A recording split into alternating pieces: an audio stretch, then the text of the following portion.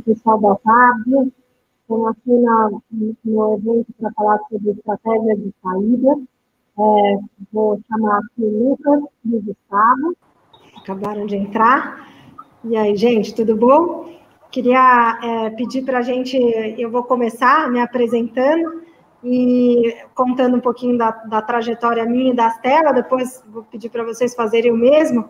E só com um disclosure aqui, que eu quero aproveitar esse momento para falar não só das questões práticas, do processo e do momento de saída, mas também sobre as questões do coração, que eu sei que é um momento muito difícil para todo empreendedor. Eu queria que vocês contassem um pouquinho como é que foi essa experiência de vocês, e aí a gente vai conversando.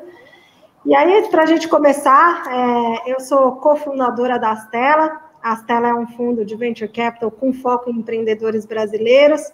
A nossa missão é de investir nos empreendedores que estão mudando, né, o futuro do Brasil.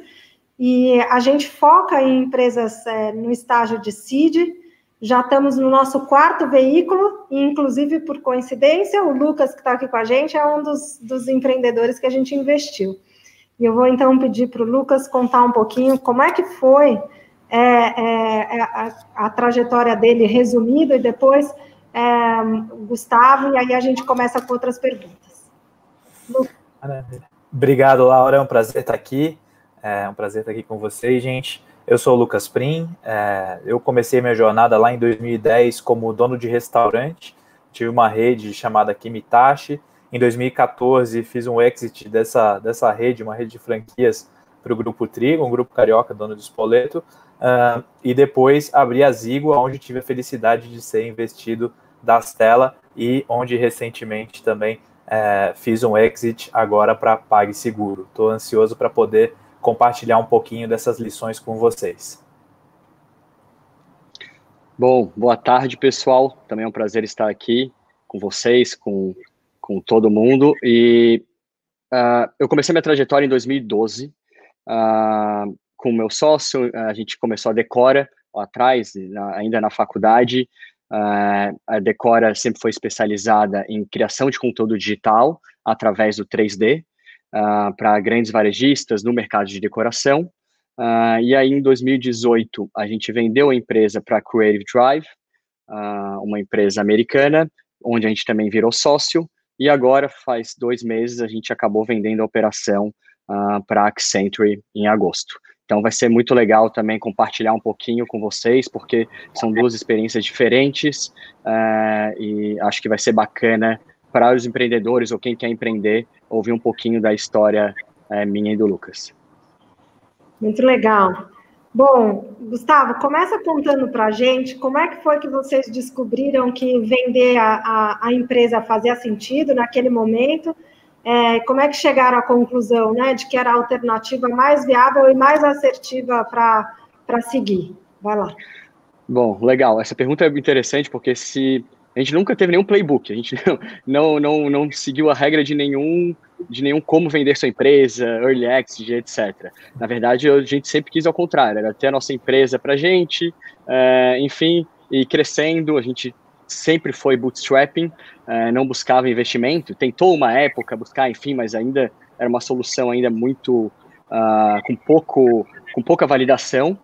E aí, mas enfim, em 2012 criamos a empresa, pivotamos bastante ela, até que a gente achou um modelo razoável, que a gente achava em final de 2014, no Brasil, mas aí veio a crise. Em 2015 a gente acabou levando a nossa solução para os Estados Unidos. E eu acho que lá foi o grande momento onde a gente realmente conseguiu tracionar a nossa empresa bastante, claro, também com muita ajuda que o custo era em real e a receita em dólar. E também em 2017 a gente começou a perceber, e aí já tracionando bastante, a gente saiu em janeiro de 2017 para 30, para 100 pessoas em março. A gente começou a perceber em que realmente não havia concorrentes no mercado global, né? A gente estava no mercado americano e conquistando muito varejista.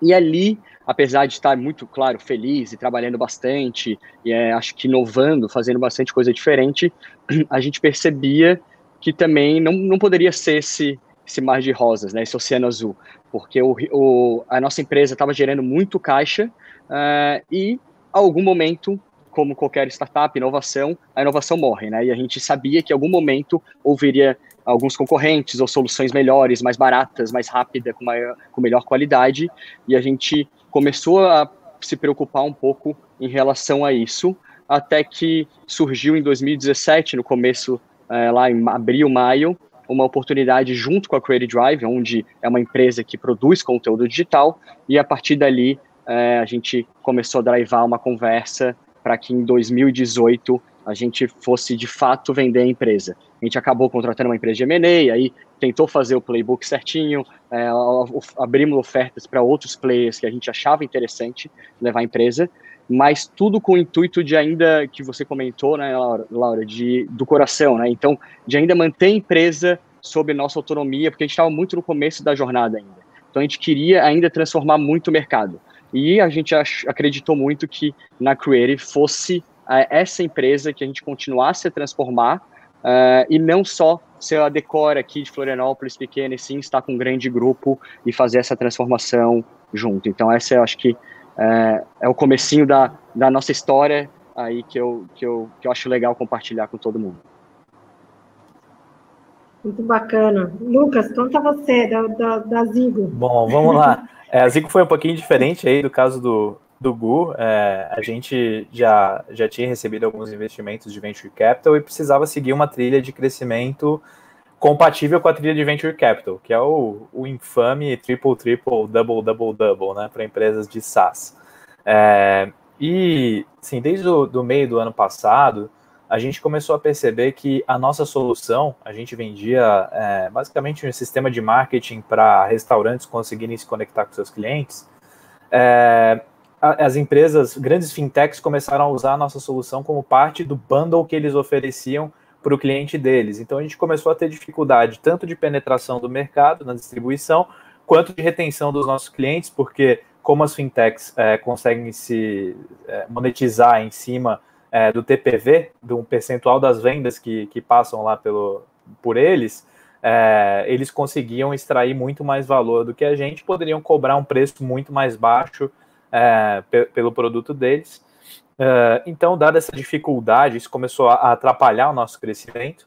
A gente fez várias experiências para tentar entender quais caminhos poderiam colocar a gente de volta no trilho de crescimento da trilha de Venture Capital, mas a gente percebeu que, muito embora alguns experimentos tenham dado certo, eles envolveriam uma troca muito grande de persona, de produto, de canal, de modelo, ou seja, na prática a gente estaria construindo uma outra empresa dentro da Zigo, algo que não fazia sentido, até porque a gente já tinha chego num patamar bem bacana com a empresa. Então, a gente resolveu buscar essa visão de como que a Zigo poderia continuar o propósito dela, que era ajudar os empreendedores locais a se conectarem com seus clientes e prosperarem em cima dessa proposta, junto com outra empresa que tivesse mais recursos e que pudesse oferecer a nossa solução dentro de um bundle. Então, contratamos lá, no final do ano passado, um advisor e, desde então, a gente começou a procurar aí qual seria a empresa que teria match para a gente conseguir fazer um bom deal, até que veio a pandemia, e com a pandemia aquilo que era desejável se tornou inevitável. E graças a Deus a gente conseguiu ter a felicidade de se juntar com a PagSeguro para continuar nossa jornada. Muito legal. Queria emendar aqui num tema que o Gustavo falou um pouquinho, e aí se vocês pudessem esclarecer e contar um pouquinho para todo mundo, a partir do momento que se decidiu trilhar essa alternativa de venda, como é que foi que vocês construíram um processo? Lucas, se puder falar um pouco, depois passar para o Gustavo, e como é que foi a criação dessa estrutura para poder fazer uma decisão assertiva, em termos de processo e de descobertas? Bom, vender uma empresa acaba sendo uma venda complexa, né? E sendo uma venda complexa, o processo é muito parecido como se você estivesse vendendo um produto enterprise ou qualquer coisa que o valha. O nosso processo foi basicamente o seguinte: a gente construiu isso junto com os nossos investidores, nosso conselho e o nosso advisor. Primeiro, a gente mapeou as personas que a gente poderia atender. Ou seja, quais são aquelas empresas que poderiam ter algum valor se a Ziggo estivesse dentro do portfólio de produtos delas. Depois de ter essas personas, a gente começou a ver, ok, mas como que a gente gera valor para essa empresa? Como que a gente consegue gerar valor para o cliente dessa empresa estando dentro do portfólio de produtos dela? Depois de ter essa proposta de geração de valor, a gente vai ver, tá, mas o quanto isso é relevante? Por quê? Se a gente tem lá, sei lá, dentro de uma adquirência, a gente ajuda eles a transacionar mais volume. Pô, isso tem um valor bacana. Dentro de um birô de dados, a gente consegue gerar dados de uma porção de clientes. Isso não é tão bacana. Então, a gente classificou em diferentes potenciais de valor que a gente teria para cada uma dessas empresas. Fora isso, a gente viu quais eram as características internas dessas empresas que facilitariam o deal. Então, essa empresa tem cultura de M&A, que tipo de outras empresas elas compram? Elas já compraram alguma empresa parecida com a nossa? Porque, baseado nisso, a gente conseguiria balizar a dificuldade que a gente teria para entrar nesse contato com essa empresa. E, depois de definidos os targets, né, todo esse processo ele gera o quê? Uma lista de prioridades, basicamente, quem que você quer atacar. A gente construiu uma planilha, dividiu com os nossos investidores, conhecidos, todo mundo, todos os executivos aí que a gente conhecia de grandes empresas, para procurar contatos quentes dentro dessas potenciais compradoras. E de posse disso, a gente começou daí um processo de nutrição, alinhamento, etc. Né? Porque você sabe quanto valor você gera para aquela empresa, mas não necessariamente ela já tem ciência disso. Então começa um processo ali de persuasão, negociação, etc. E daí a gente passou a bola para o advisor, ele que seguiu com todo esse processo aí de namoro e até que, enfim, resolvemos casar. Gustavo, e você? Conta aí como é que foi um pouco a construção desse processo todo de venda. Primeiro, eu quero dar o parabéns para o Lucas, porque essa história é sensacional. Seguiu o manual perfeito, né? De como fazer a venda. O pessoal vai ficar um pouco decepcionado com um pouco da minha história, eu acho, porque não teve nada disso.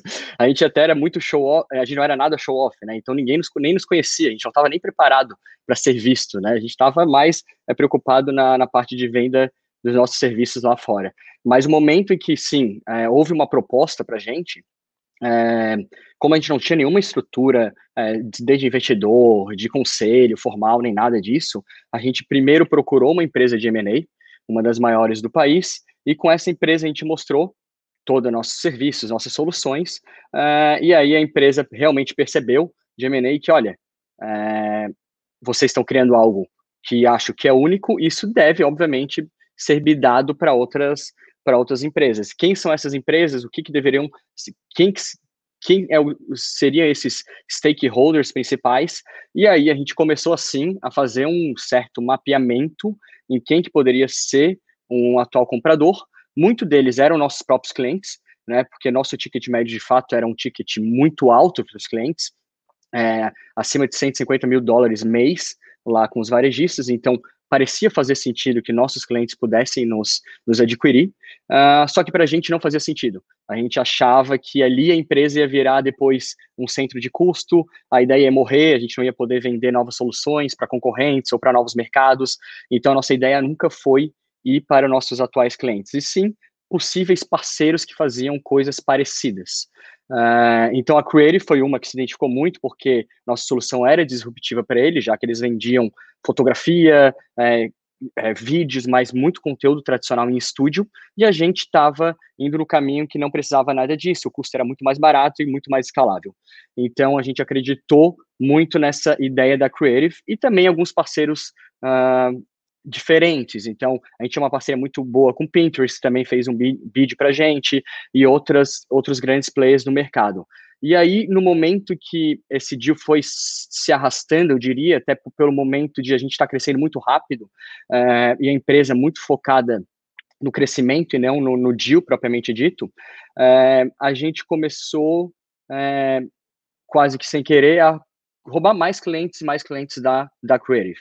E aí a proposta da Creative foi se tornando muito mais interessante do que das outras, não só em termo monetário, mas em termos de autonomia, de qual que seria o próximo passo, de fato ainda ser sócio de uma empresa e entender o que eles queriam como o next big step, que de fato foi realizado agora. Então aí já na segunda etapa da venda, quando a gente tornou sócios da Creative em 2018, era a ideia de ter diversos serviços diferentes para conteúdo digital, para que assim pudesse ter bid de grandes empresas que pudessem ver valor.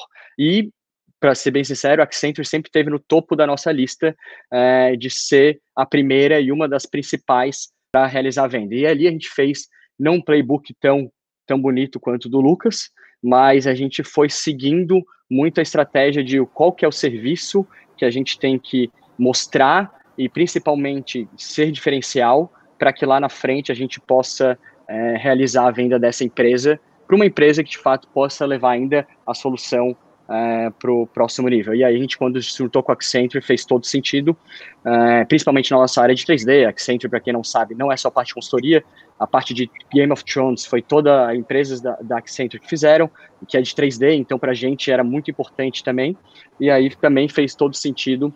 E pandemia, também o Lucas está certo, isso acelerou mais ainda, né? Fica barato para grandes corporações comprarem empresas menores, né? A Creative era grande, mas nada comparado a uma Accenture, então fez todo sentido para quem estava na operação junto com a Creative e também para a Accenture. Então são duas histórias distintas, mas é isso.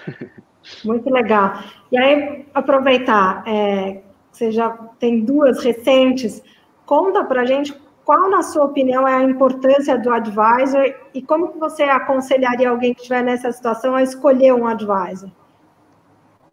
Não é fácil, né? Porque, querendo ou não, quando você está ali querendo vender sua empresa, é seu filho, praticamente, né? É tudo que você trilhou lá no passado, anos e anos, para mudar completamente. Né? Então, você tem que ter um advisor que esteja muito alinhado com o que você pensa. E ali, acho que foi muito bom para a gente, porque toda a nossa equipe ali, não só os sócios, mas nossos advisors, eles entenderam o nosso principal objetivo, que era continuar na empresa e criar algo muito maior. E para isso, a gente foi trilhando qual que seria o melhor parceiro para a situação. É claro, no meio disso tudo, o Lucas sabe, há muito nervosismo, há muito estresse, muitas situações que acontecem que não é fácil e você precisa realmente ter um suporte muito bom de um advisor, de uma empresa de M&A, do fundo que você foi investido, para que você realize a melhor transação possível, né? Porque a partir dali, com certeza, as coisas mudam completamente e tem que ser para o melhor, né? Você está fazendo aquele deal para melhorar a empresa, todo mundo que está atrás desse sonho, né, que você construiu lá atrás. Então, acho que isso é muito importante. No nosso caso, foi um pouquinho de cada coisa. A gente contratou essa empresa de M&A que nos ajudou. Sócios nossos já tiveram também alguma experiência em M&A, então também puderam nos auxiliar. Mas a decisão final é do empreendedor, né? Ali no final, o empreendedor, pelo menos na nossa situação, era: isso aqui faz sentido para a gente, o risco compensa. E aí, depois de alguns meses, na primeira transação, foi onde a gente percebeu que sim, valeria a pena fazer, e a gente acabou realizando.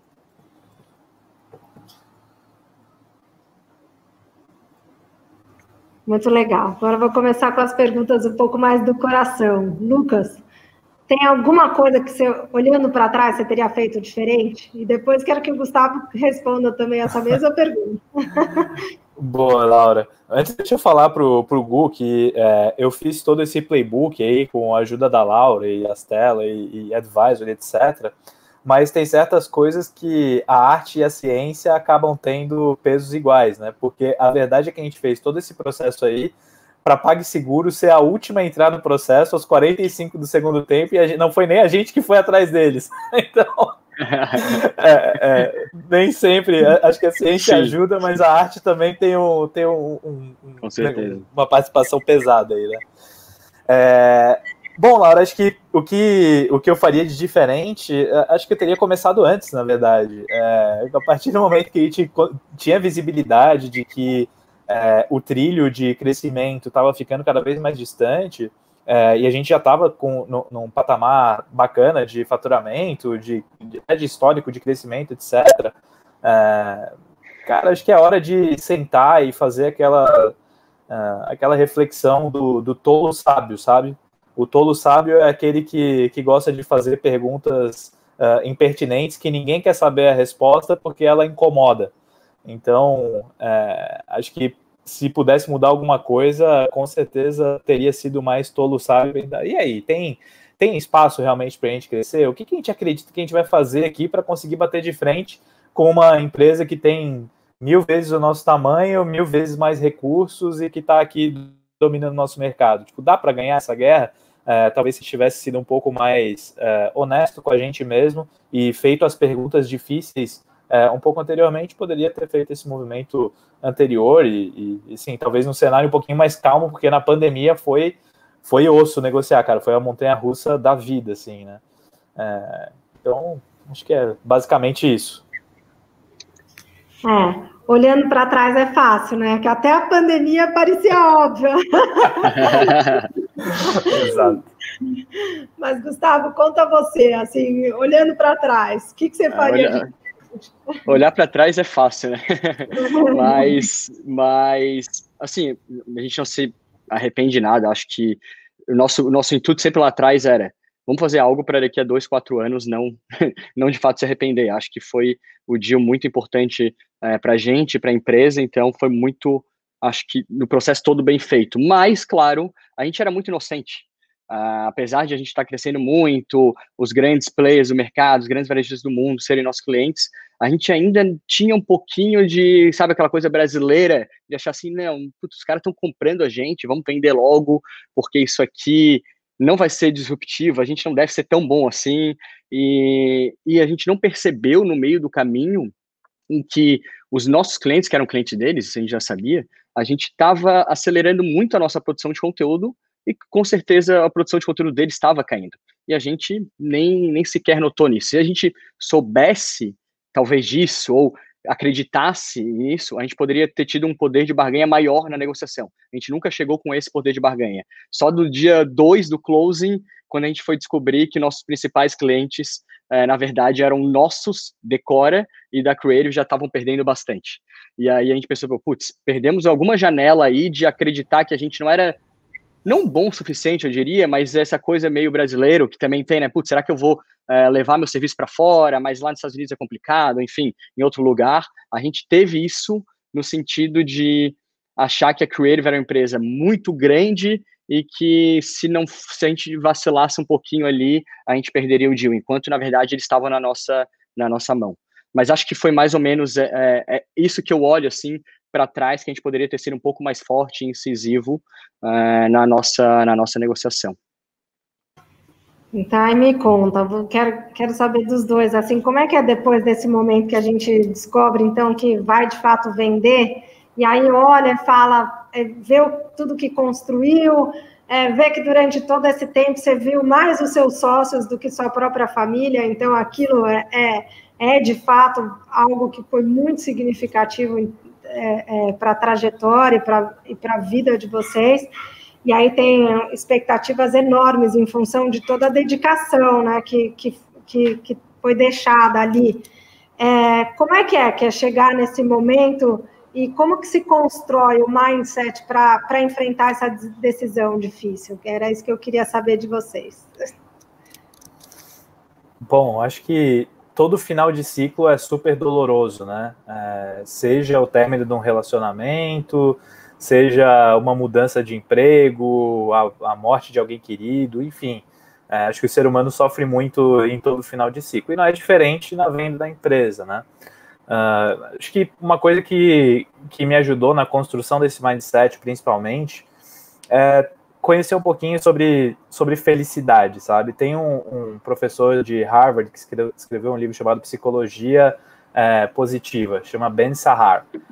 E ele fala que a gente vive numa sociedade muito distorcida, onde a gente premia a linha de chegada e a gente não premia as jornadas, enquanto a verdadeira felicidade ela se constrói durante a jornada, sabe?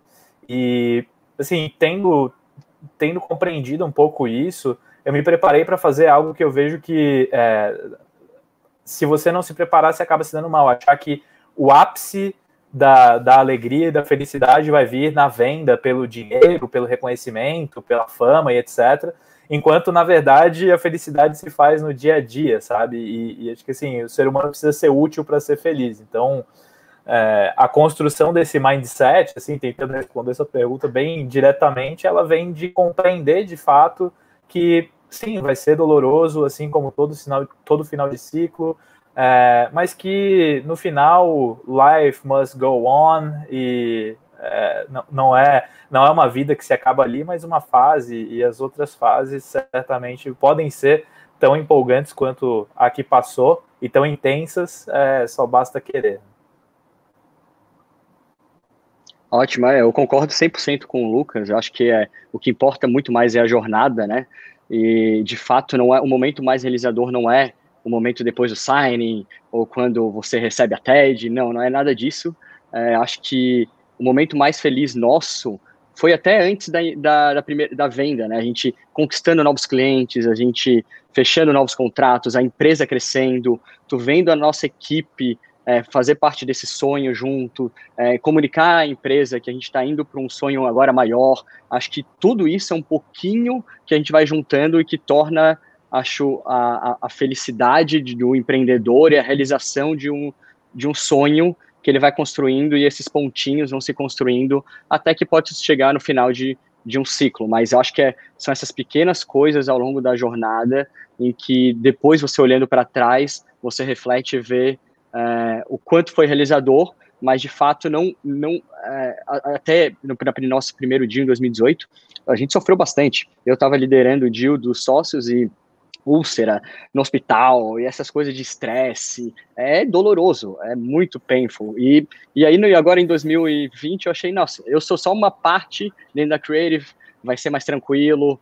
Não, mesma coisa, mesmo processo, mesmos problemas, estresse, enfim, mas também depois desse segundo dia, onde você vê esses 2 anos onde a gente trilhou junto com a equipe, é o que conta, né? O que conta é toda essa jornada, e você tem que estar, que nem a Laura falou e o Lucas também, seu mindset tem que estar muito bem preparado para qualquer tipo de eventualidade que possa acontecer, para que no final a jornada seja, além de tudo, realizadora, né? Que eu acho que é o que mais importante para o empreendedor é isso, né? Que suas realizações, seja de aumentar time, ver sua equipe crescendo, enfim, se concretize. E aí, vocês conseguem lembrar de algum momento, alguma conversa que foi definidora para esse processo todo, ou de alguém que foi muito especial,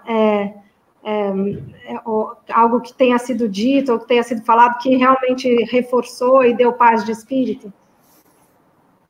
Eu lembro de um almoço com o Edson no japonês que foi muito definidor, assim, em que ele falou, cara, não adianta você tentar vencer a gravidade, porque se as condições do mercado estão assim, o que vem pela frente certamente vai ser muito mais difícil do que já veio até agora. Então, e além disso, enfim, o Edson, tanto o Edson, a Laura, enfim, todo mundo lá da cela sempre se colocou muito como parceiro nosso. E ele falou, cara, se você quiser, a gente investe tudo de novo em você para fazer o negócio do jeito certo nesse novo mercado, para essa nova persona. Então, fique em paz que, enfim, deu aquela paz de espírito de que o custo de oportunidade, o custo social, enfim, todos os custos associados estariam livres, assim. Acho que essa foi a principal conversa.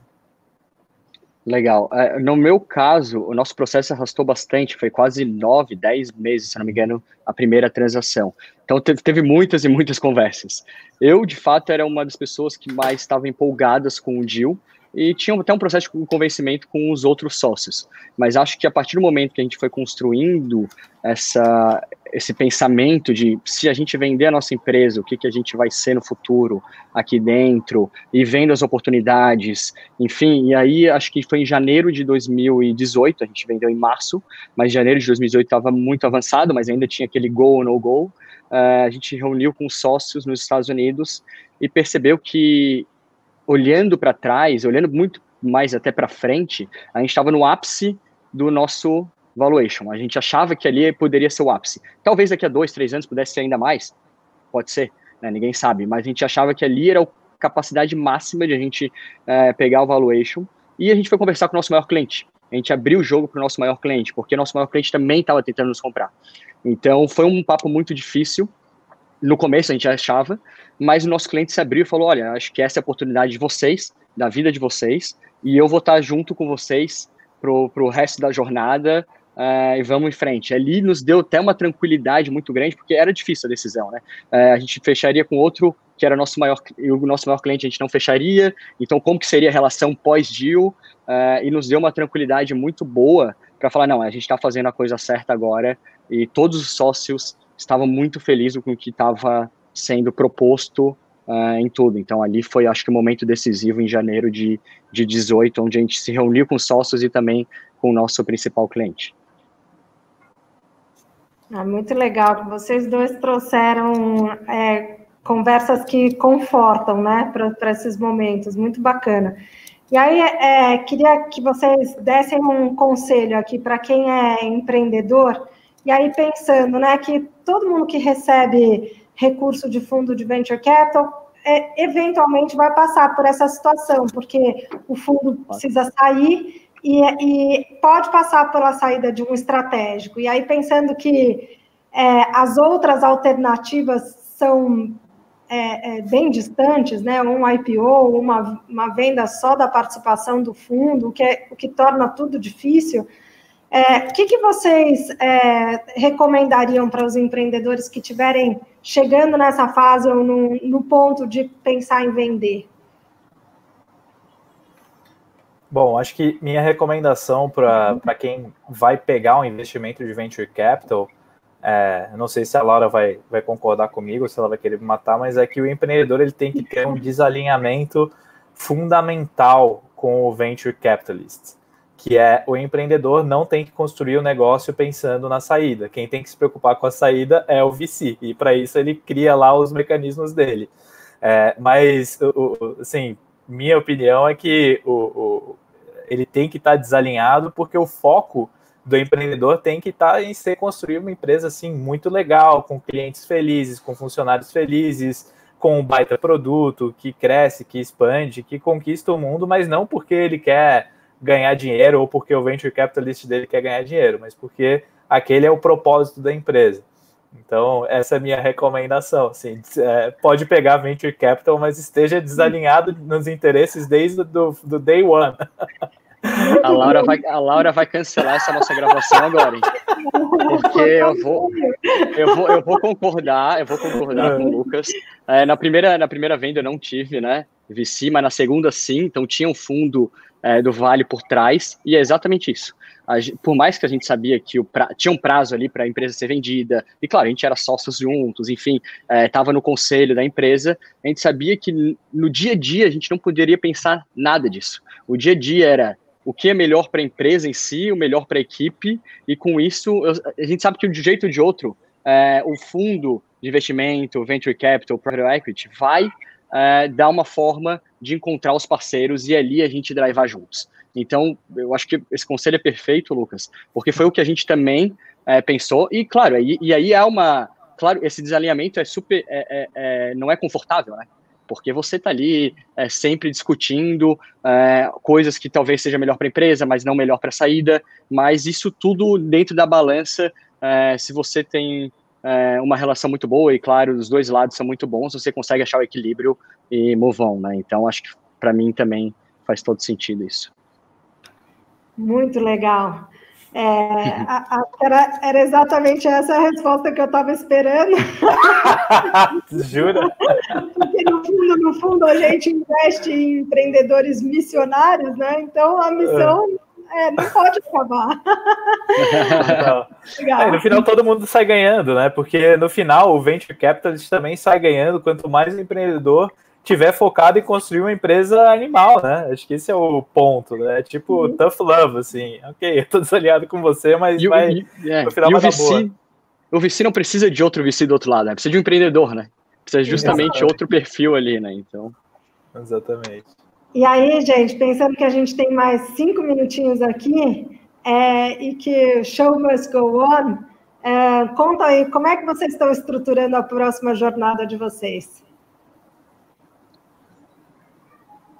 Começa aí, Lucas. Para começar, tá?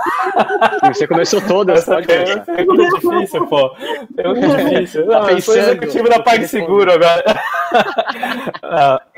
Cara, eu tô num momento muito louco, assim, porque é pandemia, então eu passo o dia inteiro trancado aqui em casa, tô em São Paulo com a minha esposa, então eu tô aproveitando para, enfim, tô fazendo meu papel lá junto com a PagSeguro, mas o papel de executivo, ele é infinitamente mais tranquilo em termos de paz de espírito do que o papel de empreendedor, e eu estou usando essa paz de espírito para abrir um monte de frente, assim, e ver o que me faz feliz.